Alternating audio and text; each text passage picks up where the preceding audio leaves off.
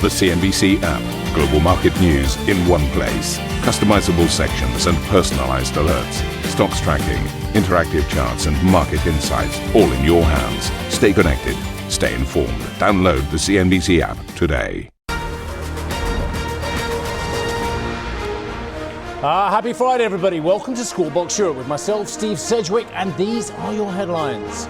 ECB governors continue to lower expectations of further rate cuts, with the heads of the Austrian and Croatian central banks telling this very channel they see potential risks pointing either side. I think we're in a good place regarding the interest rates. But of course, things might change quickly. It's important to keep your powder dry. In a situation with elevated uncertainties, it's more likely that you will have to move one way or the other.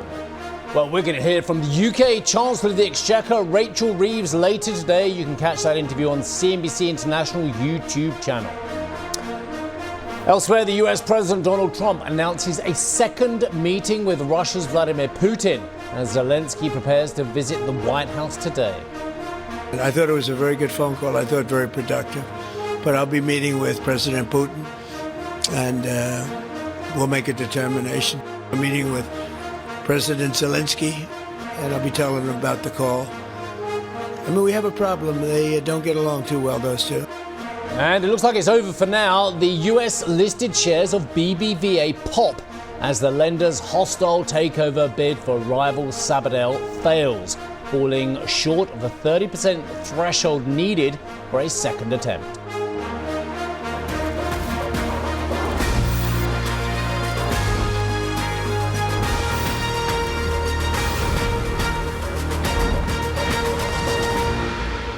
A very good morning to you all, everybody. Well, look, the markets came off a little bit yesterday stateside, and there's a little bit of a dampener going on. But are we really ringing alarm bells on these global markets at the moment? And quite frankly, there are so many contradictory indicators at the moment. You might be forgiven for thinking, I don't know where to look. I mean, look at the bond market, for instance. The 10-year paper on the treasuries, which we were all worried about expanding to the upside, the yield early in the year, weren't we, about fiscal issues stateside and elsewhere. Look at it now.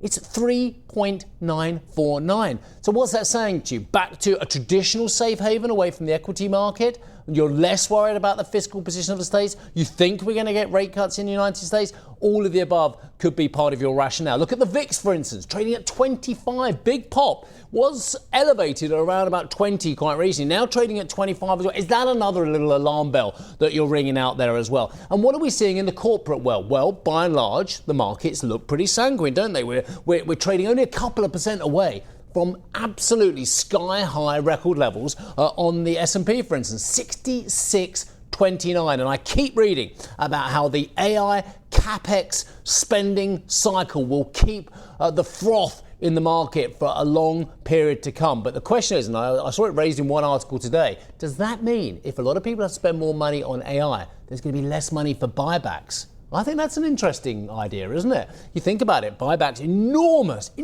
prop, understated prop for the markets as well. And what are we seeing in the banks as well? Well, we've seen the concerns over First Brand collapse. We've seen this concern over Tricolor as well.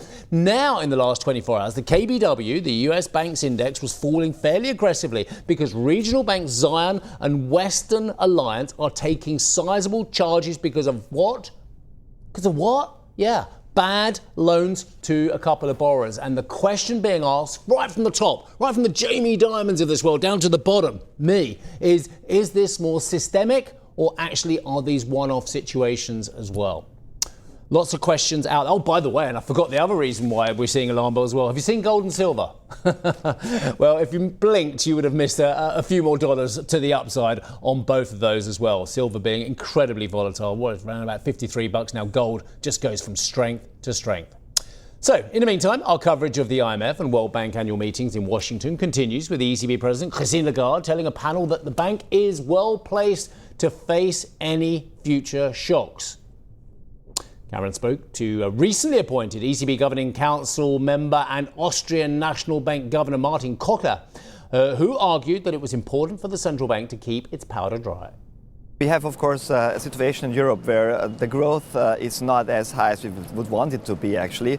But for the ECB's policy, the interest rate and, of course, the inflation rate is important. And the inflation rate is pretty stable, around 2%. That's the target of the ECB. So we are in a good place, and the rates have been reduced over the last couple of months, but we are steady since spring. And as long as nothing changes dramatically, I think we're in a good place what interest rate policy concerns. When you say nothing changes dramatically, it's been a year of flux. We've seen so many external threats.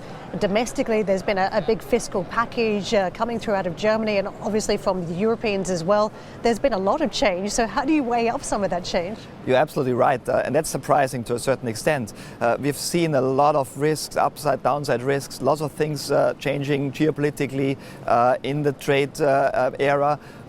But with regard to the numbers we get in the projections for the inflation rate, for the growth rate, and also what we get from financial markets, we see quite some stability. And as long this is there, I think we're in a good place regarding the interest rates. But of course, things might change quickly. It's important to keep your powder dry and be able to act at any moment in time when things might change, when we need to change. And that's the reason why we have a meeting-to-meeting approach. We look at the data, and the new data that comes in tells us whether there might be changes or not. Well, Karen also sat down with fellow Governing Council member and Croatian National Bank Governor Boris Vucic, who said he was monitoring supply chain risks. I think it's necessary to keep all the options open for any interest rate move in the future, be it down or up. As you know, we always say we are working based on the incoming data, meeting by meeting, and we'll see what kind of the data we'll get by the next meetings, and then we have to keep all the options always open. Is it increasingly unlikely that a hike would be needed in the near future? I wouldn't say that it's increasingly unlikely. I would say that we are in a situation where the uncertainties are still elevated, and in a situation with elevated uncertainties, it's more likely that you will have to move one way or the other. But let's leave the time to tell us what will happen. There's been a huge discussion about downside risks, but what are the upside risks when it comes to price stability? To the inflation, well, the upside risk for the inflation to go up are certainly, I would say, at the moment primarily from the geopolitical situation, from the tariffs, voluntary export restrictions, which might have an impact on the supply chains. If they disrupt the supply chains to more serious extent, then you might see also increases in the prices along the supply chains. We are monitoring supply chains so far. There are adjustments in the supply chains, but they have not produced significant price pressures. However, going further down the road with evolving stories on the tariffs or voluntary export restrictions, this is not warranted. We have to be very careful and monitor this risk. So these are I would say, the primary risks that I see at the moment for the upside. Well, the UK Chancellor Rachel Reeves has played down the odds of a bank tax in November's budget. A lot of lobbying going on from the likes of Barclays and others to prevent that as well, saying she wants a competitive environment. Basically, the banks pay more tax as it is anyway than most of their rivals on the continent and, of course, in the States. Reeves added that the balance has to be right, adding the government wants everyone to pay their fair... wants everyone to pay their fair share of tax. I'd love to know what a fair share of tax is in the eyes of the government. Anyway, we might find out, because later today, Karen is sitting down with the UK Chancellor of the Exchequer, Rachel Reeves, on the sideline of the IMF World Bank meetings in Washington, D.C. You can catch that on CNBC International Live YouTube channel. Goes on, doesn't it? International Live View channel, CNBC, 5:30 p.m. London time. But I have a question for Ritika. Ritika, do you pay your fair share of tax? Are you a working person? Because I have a feeling that Rachel Reeves doesn't see us as working people, sees us as something else. Well, Steve, like you, I pay my taxes, so let's move it on onto the markets. I'm going to kick off here in the US, where a lot of that risk-off fear really came from on concerns about credit quality in the banking space. That bled through into the S&P 500. You can see that closed off about 0.6% lower, and also the tech space closing down 0.5% lower. It was Zions Bank, Western Alliance, those two regional banks really led the sell-off in those banking stocks. The KBW Bank Index was off more than 3.5%, even hitting some of those bigger banks, the likes of JP Morgan. There are questions about whether this is idiosyncratic or actually a bigger issue within the banking industry. And that fear spread through into the US private fund space as well. You can see Blue Owl there off around 7% or so. Arrows was down some 3.5%. Apollo also got hit off the back of that. And if we take a look at how US futures are trading this morning, they look to add more towards the downside on those fears, actually overshadowing what was some more positive news on the tariff front, with the White House looking to relieve some of those tariffs on the US auto industry. Let's flip up the board and take a look at Asia now, where the mood in Asia is also one of a flight to safety, with stocks lower, tracking those credit concerns risk over in the US. The financials here were also off the back of that. Hong Kong, you can see one of the worst performers, down some 1.9%. Investors concerned about those US-China tensions, as well as maybe just taking some profit off the table. They have had some pretty strong rallies. Let's flip up the board and take a look at the European futures and how they look set to trade. Also looks to be a down day across the board here, with the DAX getting hit the worst there, down some 1.3%, along with the FTSE MIB, the FTSE futures off 1%. Still, if we look at a week-to-date picture, still looks like some of those major bourses are still on track to make some gains, especially that CAC 40, which got that big bid off the luxury space, Steve. Yeah, but you know what? That's brilliant market coverage, but I'm not going to let you get away with that. I didn't say do you pay your taxes. I know that you are the most honest person in the newsroom. I said you pay your fair share of taxes, because fair seems to be the word for all of us at the moment. I fear, Ritika, that the Chancellor doesn't think that we pay our fair share of taxes as well. But anyway, maybe Carol will find out what fair share of taxes later on as well. I might ask Bob Parker if he pays his fair share. In fact, why don't I do that as well? Do you pay your fair... Morning, Bob Parker. Yes, morning. You are the person who I've loved speaking to the most over my entire career at CNBC. You are, of course, Senior Advisor, International Capital Markets Association. I've got to bring you in on the other stuff in a moment, but yes, I might as well just do this while I've got a bee in my bonnet. I hate being told that I'm not necessarily paying my fair share of taxes. I don't know what's fair. I think it's a very subjective announcement. I pay my taxes. I pay every single penny. Yes. They seem quite a lot. Define the word fair, and the answer is we can't. Exactamundo. Okay, now, you have to quantify it. So in the interest of transparency, the last N years, and N is a very large number, I think my average income tax relative to my income... You're getting more detail than I thought here. Let's listen in, everyone. So it's averaged around 40%. Is that fair, though, Robert? Should you be paying 50% plus? I find, and this is, again, very subjective, but I remember there was one stage when income tax went up to 50% at the margin. I remember as well. And I remember saying to myself, is it worth working? And I think you actually reach that line whereby... Did you have Mr. Laffer in your head talking to you? I was very keen on Mr. Laffer at the time, and I decided that 50% actually was very close to, is it worth it? 40%, I think, is testing it. 45 to 50% is really over the line. You add in everything, as you well know. We council tax and local taxes. And every single other thing as well. Yes, so is it fair? Okay. We're coming to a definition of what's fair or not, and I think we're on the verge of unfair. Love to know. Yes. Love to know. But in terms of what's coming down the pipe as well, do you think actually if the Chancellor, and I will move back to the markets, if the Chancellor of the Exchequer of United Kingdom does find a way of increasing wealth taxes on a segment of the population which is already paying historically high taxes, do you think that's going to create a problem overall, and there will be some form of flight, or actually it's going to have the Laffer effect of creating less returns? I think we're close to that point. And actually, I attended recently a very interesting seminar at the National Institute for Economic and Social Research, and their conclusion was sort of twofold. Number one, that there is actually a fiscal gap which needs to be filled of about £30 billion. So taxes have to go up one way or another.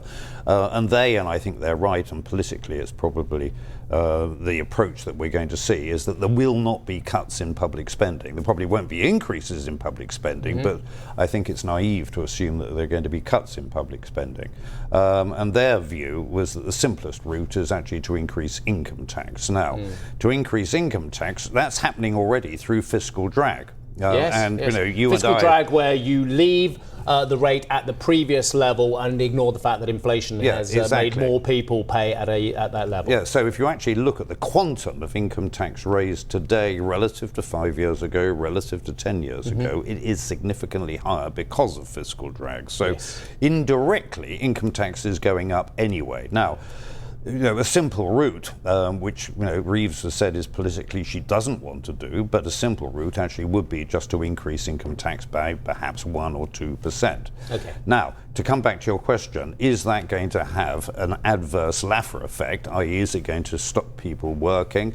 I think there is a serious risk that we may be close to that point. At a time when actually, if you look at the activity numbers in the UK, we've already got a problem in the UK. Yeah, we have. With 20% inactive between the age of 16 and 64. Yes. Better move on because you're not here to talk about that. Right. But we've just eaten most of our time up with it. But actually, no, not most of our time. 10-year Treasury is 3.9% as well. The VIX is trading at 25 as well. Yes. Bob, I see lots of little signs that historically you and I in our long careers, yours being illustrious, mine being more mundane, would normally be alarm signals. Do you see alarm signals in the market? Yes, and I think the things to watch are, obviously what's going to happen between the US and China on the trade talks. At the moment, that does not look positive. It looks as though those discussions are going to be difficult. I think probably America will back down from 100% tariff, but we could well end up at more than the current rate of 30%.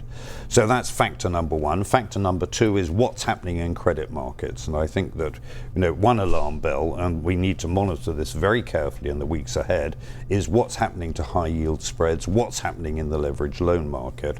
At the moment, the credit rating agencies are saying they don't expect much of an increase in default rates or in debt restructuring. Can I ask you a question?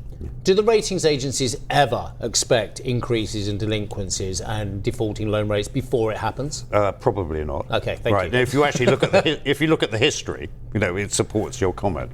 So we need to look at spreads, and if we look at this, what's happened in recent weeks, not in investment grade. We've got this very interesting divergence between investment grade spreads and high yield spreads. So.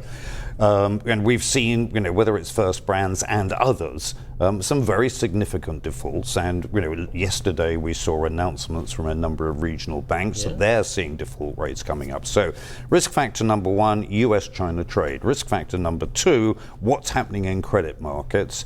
And, you've had some pretty robust statements from the IMF this week warning about what potentially could happen in credit markets. So those are the two key... They're the key ones. But valuations, again, valuations are very stretched. Yeah. And that's the problem. Well, I think two other alarm bells. Number one, the price-earnings ratio of the Magnificent Seven, plus the tech sector in the States. We've got PEs well above 30. We've got a PE on the S&P of around 22, 23. Even, European and Asian markets, the PEs are now looking quite high. The Japanese market, the PE, just 2 months ago, was down at around 12, now it's 16. So we've seen quite an expansion there. So valuations, also investor clustering. Now, investors are still very heavily clustered in the States and in the tech sector. Now, there has been some slight unwinding of that clustering, but the investor surveys are still very clear. Heavy concentration in US tech still. Okay. No, I'll just jump in because Rod said one more question, but I'm not believing him. I've got a couple more. He's been around as long as you and I have. Yes. And so that I know that I can treat him with disdain. Are there any safe havens left? Given the extraordinary move we've seen in some of the more traditional ones. There are two safe havens which are extremely expensive. So we can talk about gold. Yeah. Frankly, forecasting the gold price now is verging on impossible. All we know is that it is gold and other precious metals are looking extremely stretched. And if we look at silver, if we look at platinum, palladium, same sort of story. So that safe haven, super stretched. If we look at another safe haven, the Swiss franc is fairly stable against euro, but where the pressure point there is Swiss bond yields, and Swiss bond yields have come down to close to zero. So that's looking very stretched. What is not looking stretched, and which is what I have been doing personally, is actually switching out of growth or cyclical equities into value defensive equities and, frankly, into cash. And although central banks, the Fed, is going to cut interest rates and therefore dollar cash rates are going to come down, it's time possibly to be slightly boring. And I don't like coming on CNBC and saying to your viewers, it's time to be a little bit boring the entire quarter of a century I've been here, so you just carry on, my friend. So there are times when you want to actually reduce risk, and I think now is the time to do that. I see that with a lot of the guests who sit in that seat, and they're all fund managers. They've all got to be in the market. They're all active, and I look at their eyes, and they say, "Oh no, you've got to be invested." And I was like, "Do you really want to be invested?" But they have to be. They have to come on and say that because that's their remit as well. Well, but value equities, I think, number one, they're cheap. Where in the value array? I mean, it's a big array. Okay, well, it basically high dividend, defensive, basically under-leveraged sectors. So you can look at very dull sectors like utilities, like consumer staples, which will have a decent interest rate when the yield gets more exciting, when the central banks do cut rates as well. Exactly. So I think that's where you can hide in what is going to be, I think, quite a difficult couple of months. Bob, you couldn't be dull if you tried. I have always loved speaking to you, and I always will for the next 25 years that we do that as well. I'm done. Let's see how Bob, lovely to see you. Have a brilliant weekend. Bob Parker, Senior Thank you. Advisor, International Capital Markets Association. US President Donald Trump has announced he will meet his Russian counterpart Vladimir Putin in Budapest, hailing a very productive phone call between the leaders. The meeting will be the second time the leaders have come face-to-face during Trump's second term after Anchorage, and could happen within the next 2 weeks, according to the US leader. Speaking to reporters, Trump outlined preparations for the meeting. Marco Rubio is going to be meeting with his counterpart, as you know, Lavrov, and they'll be meeting pretty soon. They're going to set up a time and a place very shortly. Maybe it's already set up. They've already spoken. And I thought it was a very good phone call. I thought very productive. But I'll be meeting with President Putin, and we'll make a determination. Tomorrow I'm meeting with President Zelenskyy, and I'll be telling him about the call. I mean, we have a problem. They don't get along too well, those two, and it's sometimes tough to have meetings. Well, Trump's surprise announcement comes as he prepares to host the Ukrainian President Volodomyr Zelenskyy at the White House today, and puts potentially into question fresh US support for Kyiv. And the whole conversation has been around about tomahawks, long-range weapons capable of potentially hitting Moscow, but appeared to cast doubt on the prospect following his call with Mr. Putin. In a post on X, Zelenskyy said Russia was rushing to resume talks towards ending the war after the mention of the aforementioned tomahawks. Coming up on the show, US-listed shares of BBVA jump as its pursuit of Sabadell fails. Wow, it's played out on the airwaves of CNBC, isn't it? Charlotte joins me to discuss. Plus, OpenAI's deal spree continues amid mounting warnings over stretched valuations in the sector. And we wrap up a heavy week of comments from policymakers and central bankers with the former ECB president Jean-Claude Trichet. Don't miss that at 9:30 BST.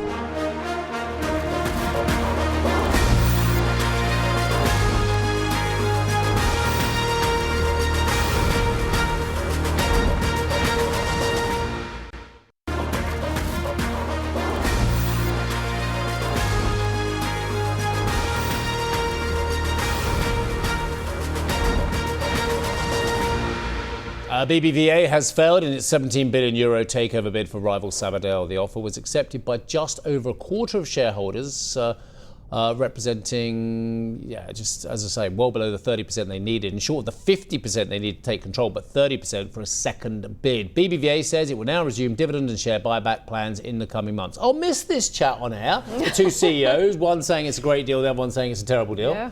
18 months of that. It's only 18 months, feels longer.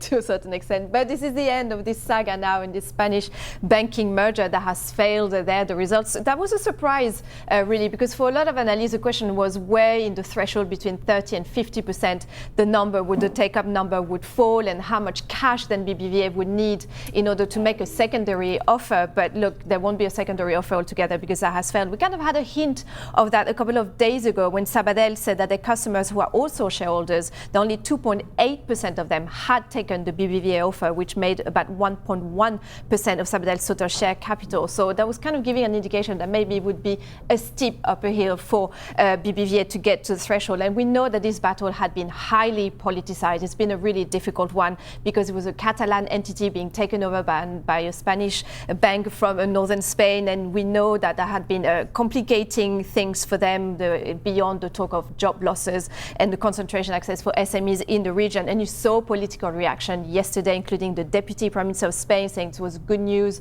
that the deal had failed, and the President of the Catalonia region as well reacting on X, saying that it confirms what we have always defended, a banking system adapted to the reality of Catalonia and its business fabric. So again, you remember the Spanish government had put some stringent conditions as well. So what now for BBVA? Well, they say an acceleration for shareholders' return. They will restart the share buyback for 1 billion at the end of this month, and then additional share buyback when they get the ECB green light for this. What we hear from a lot of analysts is that this is a relief. This is a relief for BBVA shareholders in the short term, because there was a lot of uncertainty hanging over the two banks for such a long period. I've got 20 seconds. We'll come back to it properly later on as well. But it was good news for Sabadell shareholders, and it's still good news because they're a better bank now, aren't they? Well, it made them clean up their house to a certain extent short term. Now, today we might see their shares dive a little bit. And great news for Santander as well, because they managed to get the TSB unit in the UK. Absolutely, in the battle, Very nice.